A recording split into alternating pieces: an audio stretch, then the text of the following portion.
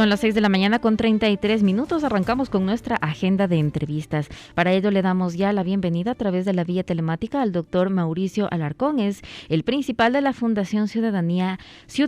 y Desarrollo. Doctor Alarcón, muy buenos días. Bienvenido a 102.9 Noticias, primera emisión. Es indispensable, o en todo caso no se podría dejar de hablar de lo que ha sucedido en las últimas horas a través de las redes sociales. Un episodio que incomoda a muchos y algunos otros también están buscando, si no justificaciones, mencionar que son cosas que son completamente normales y ante las cuales no se debería reaccionar. En todo caso, es necesario entender qué es lo que se debe hacer frente a un caso de acoso verbal y la violencia de género que se ha evidenciado en los medios de comunicación. Muy buenos días. Buen día, Carolina, y un saludo a nuestros seguidores de Radio Municipal. Partamos de quizá lo más preocupante. Con algunos días de retraso se conoce a través de las redes sociales de una situación de acoso verbal al interior de un medio de comunicación durante una transmisión en vivo a una periodista que participa de un panel junto a 7 hombres. Las redes sociales se inundan de críticas, de comentarios de rechazo, de otro grupo que intenta justificar esta actuación, incluyendo aquellos que participaron de la misma. Pero lo doloroso y lo duro en este contexto es que las redes sociales, de la mano de esta crítica, se inundaron de denuncias de mujeres que levantaron la voz, se hicieron eco de lo sucedido y manifestaron haber sido víctimas de situaciones incluso peores al interior de medios de comunicación. No estamos frente a solo un caso aislado de acoso verbal contra la mujer. El hecho de al aire hacerle una pregunta de qué tan buena o por qué está tan buena usted provoca la risa de los demás, porque probablemente en más de una ocasión ha pasado por la mente de muchos decir lo mismo, que además hace muy poco termina en una justificación de la propia afectada que recibe un ramo de flores de quienes participaron del acto, a propósito incluso del Día del Amor y la Amistad, y termina diciendo que pues es un programa relajado, es un programa jocoso, es un programa en el que quienes participan se molestan entre ellos. Esa normalización de este tipo de conductas es la que nos está haciendo daño como sociedad. Y no quiero ni sonar, como muchos creen, ni extremista ni fatalista, pero en nuestro ambiente, incluso para quienes trabajamos no necesariamente temas de género ni temas de derechos humanos, sino temas de transparencia y lucha contra la corrupción, hemos llegado a fortalecer un término desde hace algunos años acuñado, que es el de la sextorsión, la extorsión con fines sexuales. Y lamentablemente de esos casos que se denunciaron a consecuencia de esto en redes sociales, muchos de ellos evidencian una conducta de sextorsión al interior de los medios. Ahora, sería importante, y quisiera por favor retomar lo que usted acaba de mencionar, no necesariamente es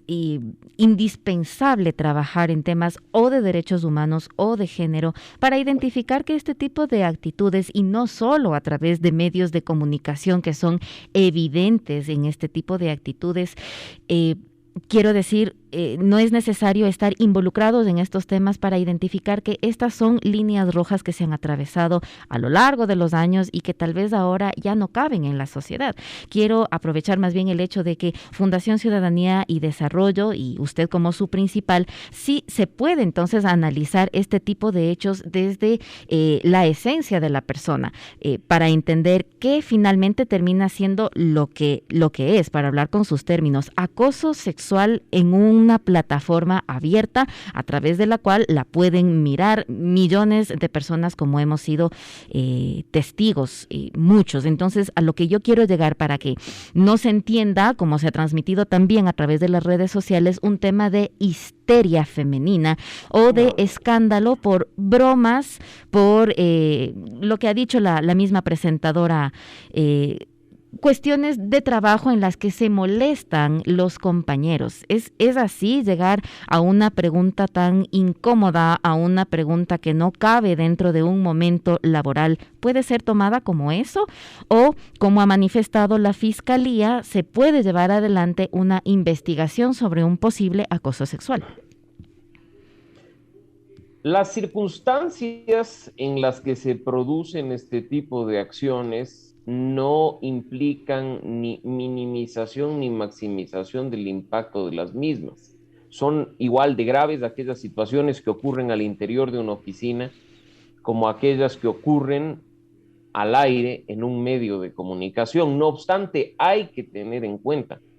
que, como bien lo mencionabas, un medio de comunicación llega a miles, si no millones de personas, como lo hemos visto, que quienes participan en los medios de comunicación, sean presentadores, sean entrevistadores, sean periodistas de calle, son muchas veces referentes para una sociedad,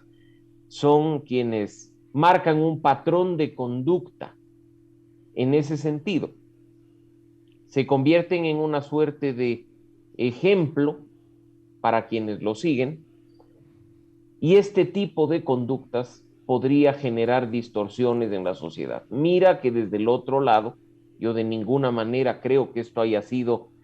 un tema de histeria colectiva, pues tú debes haber visto, Carolina, y muchos de nuestros seguidores en redes sociales, que la reacción no fue exclusivamente de mujeres, sino también de hombres, que hemos estado sorprendidos, porque no soy seguidor de ese medio ni de ese programa, sorprendidos de que esto además se haya constituido, como muchos dijeron, no en una práctica aislada, sino en una práctica frecuente. Y como lo mencioné hace un momento, y gracias por ratificarlo, este no es un asunto de mujeres, no es un asunto de periodistas, no es un asunto de acosadores y acosados, es un asunto de la sociedad, porque normalizar este tipo de conductas termina haciendo mucho daño. Termina haciendo mucho daño en el sentido de que el acoso verbal, que parte de un piropo, que parte de una frase para resaltar una condición física de una mujer, después incluso termina en actos de violencia o en actos en los que el ejercicio del poder respecto de esas personas pasa facturas mucho más altas. Mira que en definitiva lo que les mencionaba hace un momento, el término sextorsión, que es muy poco utilizado en nuestro país y que debería ser aplicado con frecuencia a este tipo de casos, no es otra cosa que cuando quienes tienen poder, hombres o mujeres, pero mayoritariamente hombres, porque insisto, es la condición que lamentablemente vive nuestra sociedad, usan dicho poder para sexualmente aprovecharse de aquellos que dependen de él. Incluso revisando, perdón, Carolina, encuestas a nivel regional, se ve que esta forma de corrupción es, por ejemplo, la que ocurre al interior de las aulas de un colegio o de una universidad, en que un profesor ejerce su condición de poder para obtener favores sexuales de sus estudiantes, sobre pretexto de poder mejorar notas o de permitir pases de año. Ahora, lo que usted nos menciona con respecto a este término, que tal vez no es ni muy conocido, ni muy difundido, y menos todavía utilizado entonces en nuestro país, la sextorsión, hace referencia a lo que nos explicaba. Una situación en la que la persona que termina siendo extorsionada a través de posibles favores sexuales para que se consiga algo, es ejercido por alguien que tiene efectivamente poder. En las redes sociales y en distintas instancias se ha hablado de que, y no solo por el episodio de este video que ha circulado en las redes sociales, siempre se pregunta por qué la persona aparentemente afectada no reacciona. La respuesta tal vez está ahí mismo, porque quien ha emitido los entre comillas, piropos o finalmente termina en un acoso sexual, en un acoso verbal, tiene una instancia de poder. Esto sucede en los medios, sucede, ya lo mencionaba usted, en instancias educativas también, puede suceder también en cuestiones laborales. ¿Puede la Fiscalía, puede llevar adelante, como se ha anunciado ya, pero no sobre el caso específico en el que participa este dirigente deportivo, sino en otro tipo de acusaciones que surgen a raíz de este video, actuar como tal de oficio para una investigación sobre quienes empiezan a manifestarse sobre haber sido víctimas, no solo de acoso, sino de posibles extorsión? Por supuesto, el acoso sexual es un tipo penal recogido en nuestro Código Orgánico Integral Penal y precisamente hace alusión a este tema, porque una de sus condiciones es la existencia de una relación de poder y que la violencia se produce en el ámbito en donde se ejerce dicha relación de poder. Y también hay que considerar, Carolina, que cuando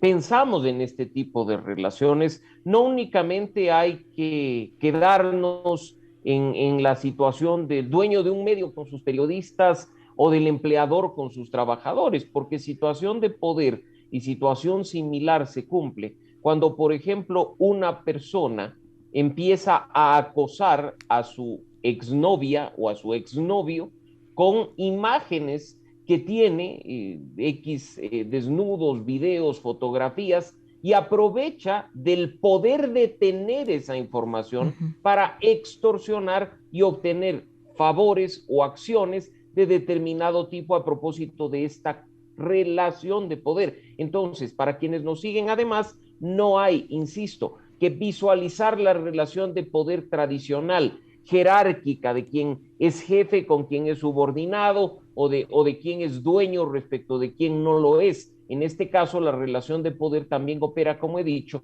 de quien posee cierto tipo de información y a cambio de poseerla y no divulgarla, intenta obtener favores. En este caso, favores, por supuesto, incluso de tipo sexual. Ahora, y desde la mirada, digamos, de un profesional de las leyes, es fácil, es sencillo que la persona que ha sido vejada, para utilizar el término más bien, acosada o que ha recibido este tipo de manifestaciones extorsivas con imágenes íntimas,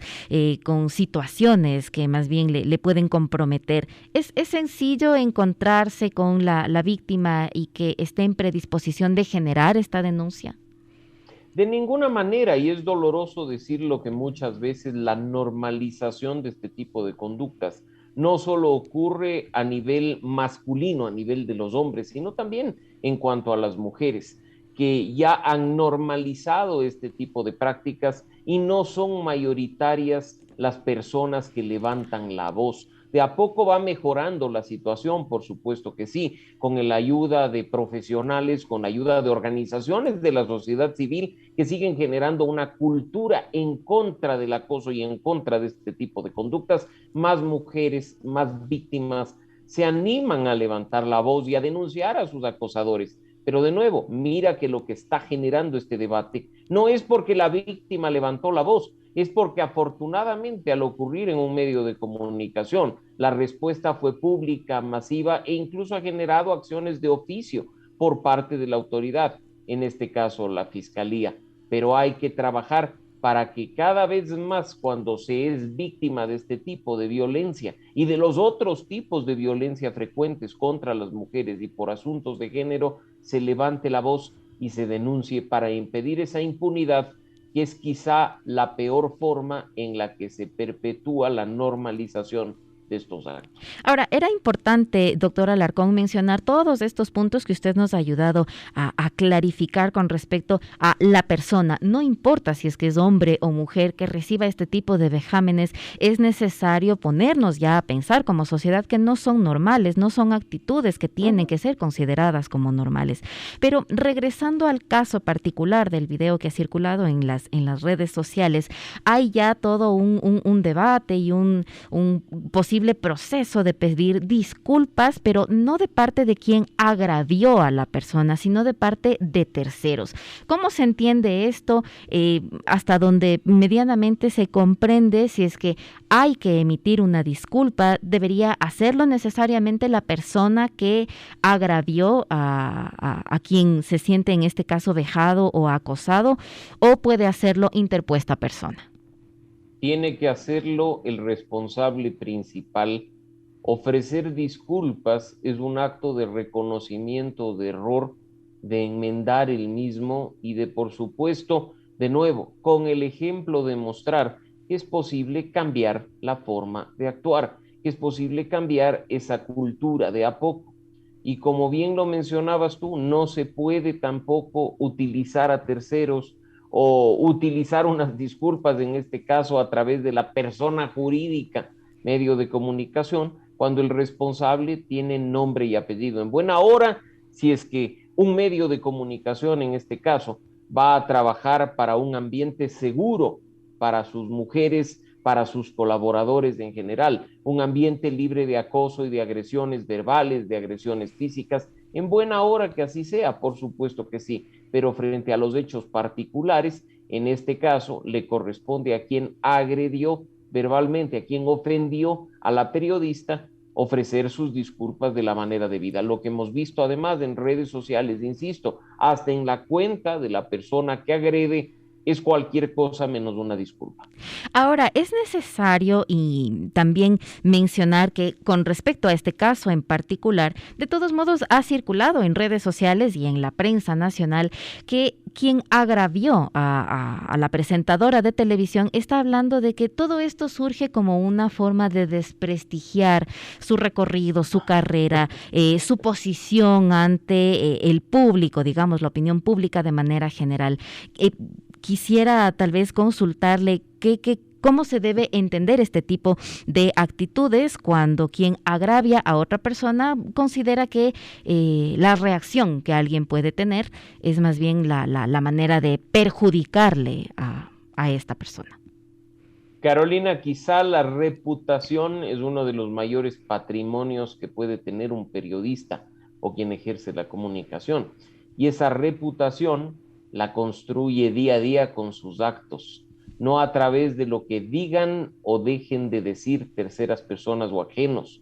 En ese sentido, pues, ¿qué daño a la reputación puede existir por parte de quienes levantan la voz? Si el daño se lo hizo él mismo al actuar como ha actuado en la transmisión del programa. Así es que echar mano de esas burdas justificaciones de que esto es de un grupo de personas interesadas en afectar su imagen o su honra es la salida fácil.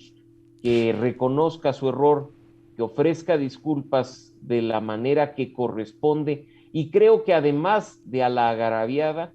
ofrezca disculpas a sus seguidores, ofrezca además a ellos la posibilidad de cambiar el ambiente en el que se desarrolla la comunicación, ese entorno que, como dije hace un momento, sirve de ejemplo para otras personas, que empiece a trabajar a favor de una cultura de respeto, que es lo que se pide incluso en el ejercicio de los derechos fundamentales, incluyendo la libertad de expresión, cuyo único límite o cuyo límite principal es precisamente el respeto a los demás.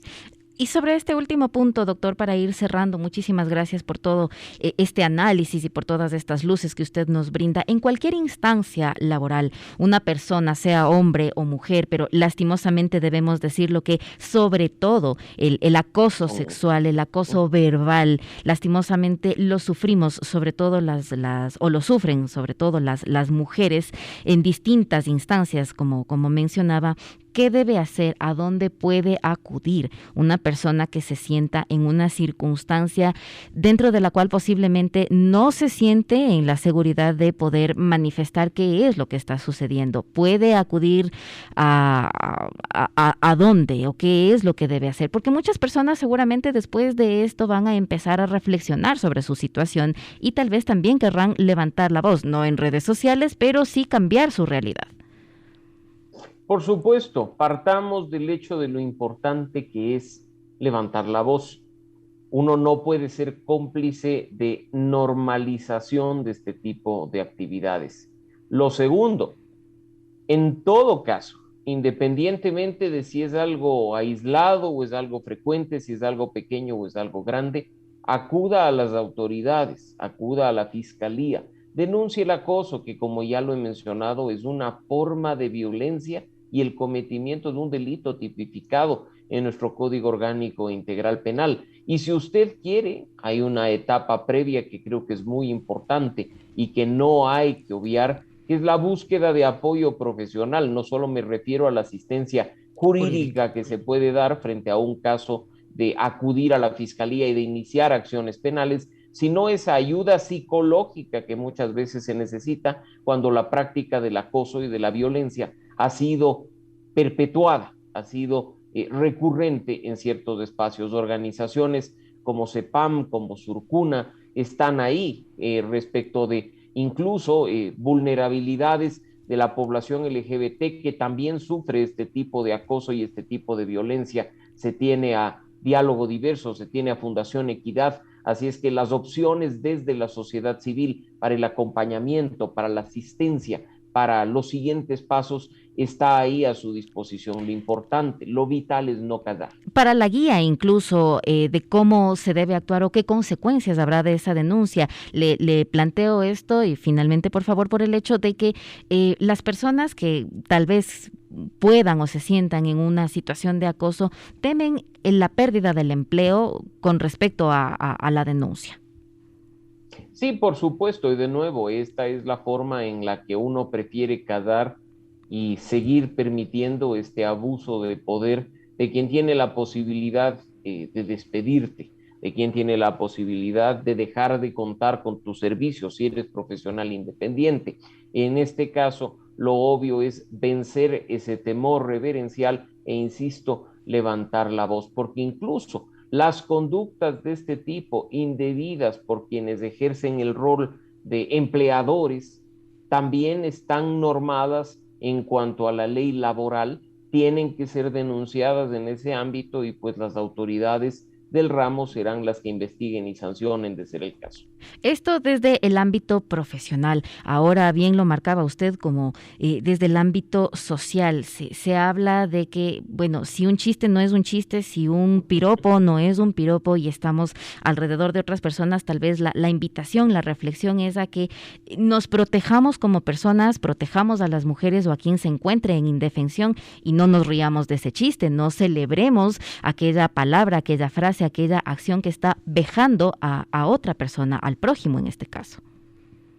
Al igual que con la corrupción, el peor error que puede cometer una sociedad es normalizar conductas, admitirlas como normales, porque ahí se perpetúa la impunidad, la violencia y los actos indebidos para el normal desarrollo de la sociedad. En ese sentido, pues, ya no estamos frente a chistes, ya no estamos frente a situaciones que hay que dejar pasar. Lo óptimo es que asumamos una situación de personas responsables y que así no estemos afectados directamente frente a esta conducta. Tomemos la actitud propositiva de sugerir a los demás corregir sus actos,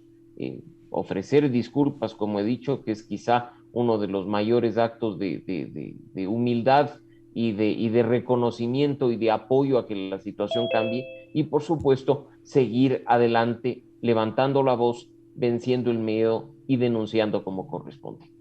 Queremos agradecer cuando son las 6 de la mañana con 56 minutos todo este tiempo, esta información, estas luces que nos ha brindado también el doctor Mauricio Alarcón. Es el principal de la Fundación Ciudadanía y Desarrollo con quien hemos dialogado sobre acoso verbal, violencia de género en medios de comunicación, pero también en espacios laborales. Doctor Alarcón, muchísimas gracias por su anuencia Siempre con un nosotros. Gusto. Gracias, Carolina. Un buen día para ti y para la audiencia. Que tenga una excelente mañana.